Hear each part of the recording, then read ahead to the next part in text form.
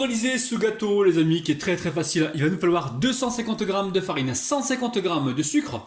On aura besoin de 3 œufs, donc on va récupérer 3 blancs d'œufs, 3 jaunes d'œufs. Il va nous falloir également 100 g d'huile ou 100 g de beurre. Il va vous falloir aussi un yaourt, le mien il fait 125 g. Un sachet et demi de levure chimique, donc un sachet et demi de levure chimique, ça va nous faire à peu près 15-16 g de levure chimique. Ensuite, on va récupérer donc le zeste d'un citron avec le jus, un sachet de sucre vanillé et on mettra également une pincée de fleur de sel. Donc première étape de la recette, je vais séparer les blancs des jaunes. Donc ici je mets les jaunes d'œufs et ici les blancs d'œufs.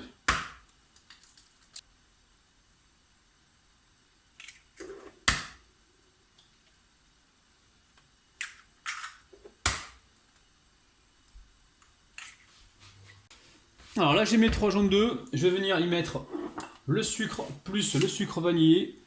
Je vais mettre un peu d'huile pour commencer et je mets tout. Allez, je mets toute l'huile et je vais fouetter donc pendant environ 1 minute. Allez, on continue avec le sel, une bonne pincée. Ensuite, on va y mettre le yaourt nature. Allez, on va fouetter. À chaque fois qu'on rajoute un ingrédient, on vient ici mélanger. Alors là, je mets le sachet complet de levure chimique et celui-ci, je vais en mettre juste la moitié. Donc là, on a environ 15 grammes. Hop, pas plus. Si vous pouvez tamiser, c'est toujours mieux. Moi, je ne retrouve pas mon tamis, c'est pour ça que je ne suis pas en train de tamiser. Donc là, je vais fouetter également pendant quelques secondes.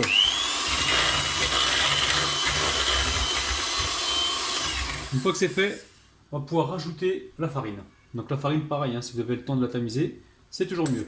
Alors, je vais m'assurer que tout descend correctement. Dans un premier temps, je vais utiliser donc voilà le batteur de cette manière-là, donc de manière manuelle, sans le déclencher, pour mélanger donc cette farine. Et ensuite, j'activerai donc le batteur pour avoir une préparation donc uniforme. Allez, hop. Allez, je récupère donc mon zesteur pour récupérer les zestes. Alors, très important d'avoir des citrons bio quand vous faites ça, les amis. Donc citron bio pour récupérer les zestes. Donc là je récupère tout ça et ensuite je vais pouvoir presser le citron. Alors je mélange rapidement et je viens y mettre donc le jus du citron. Alors il y a un pépin qui est tombé là, je pensais avoir débarrassé. Je pensais avoir tout débarrassé. Hop là. Donc là je verse donc le jus du citron complet.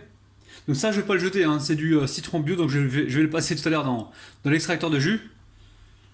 Surtout quand vous avez des produits bio comme ça et que vous utilisez juste le jus, assurez-vous de ne pas jeter la peau, parce que la peau est comestible et bourrée de vitamines. Alors, on va mélanger rapidement.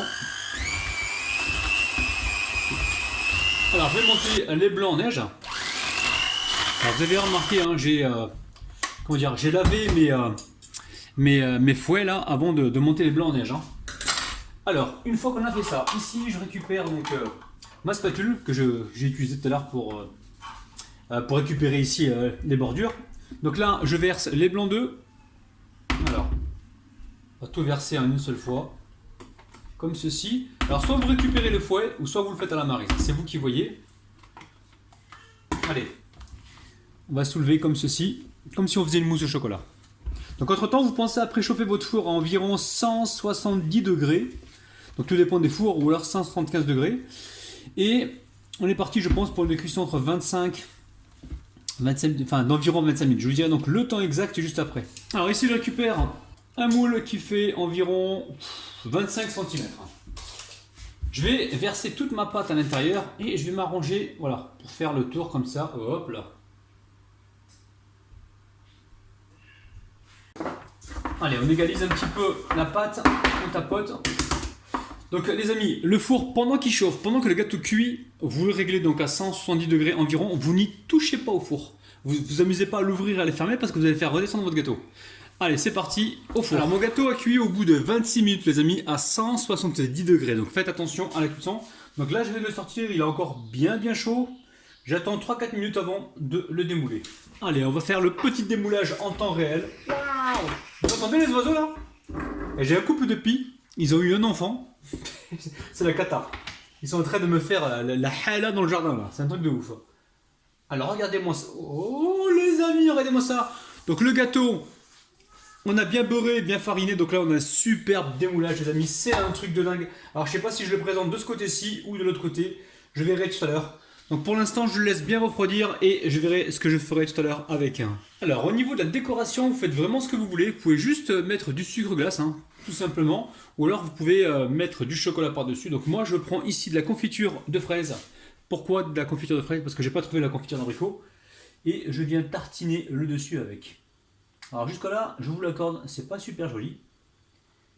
Mais vous allez voir, je vais mettre le sucre en petits morceaux dessus. Et vous allez voir, ça va être tout de suite sympathique. Et là, la recette, c'est pour des enfants, donc ils m'ont demandé voilà, de faire ça, de rajouter une petite décoration. Donc en fait, si ça dépendait que de moi, je mettrais juste un petit peu de sucre glace. Pour le goûter, vous allez voir, vous allez faire un malheur. Alors une fois que l'on a mis donc, la confiture par-dessus, c'est elle justement qui va coller les petits morceaux de sucre. Là, je viens mettre... Donc ça, ce sont des morceaux de sucre que l'on trouve facilement en grande surface. Alors, on dirait une brioche, hein, je vous l'accorde, hein, c'est pas du tout une brioche, hein, c'est bien un gâteau. Pour le goûter, quelque chose de très très gourmand. Alors la famille, comme vous êtes ma priorité, je vais vous couper un petit morceau. Bismillah. Bon, ça se coupe assez facilement.